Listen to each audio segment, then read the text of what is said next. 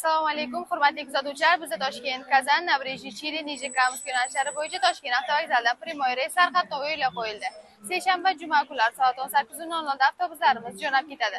Undan tashqari Toshkent, Moskva yo'nalishi bo'yicha esa dushanba, seshanba, payshanba, juma kunlari soat 18:00 da Moskva shahrining Kotelniki metrosigacha Toshkent avtovokzalidan reyslarimiz qo'yilgan. Siz ham xuddi shunday reyslarda komfort avtobuslarda reysingizni amalga oshirmoqchi bo'lsangiz, ekrandagi raqamlarimizga qo'ng'iroq qilib, savollaringizga batafsilroq ma'lumot olsangiz bo'ladi. Bizning avtobusimizda siz uchun yaratilgan barcha shart-sharoitlar, qulayliklar mavjud bo'lib, ikkita monitor, ikkita kuler, zaryadchik moslamalari, qishin-yozda ishlaydigan konditsionerlar.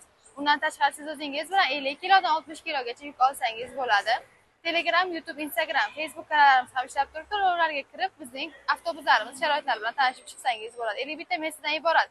Hech qanday ortiqcha odamlarsiz komfort avtobuslarda 3 ta shofyorlarimiz orqali manzilingizga 2-3 kunda yetib olishingiz mumkin. Hoziroq bizga qo'ng'iroq qiling, joylaringizni band qiling.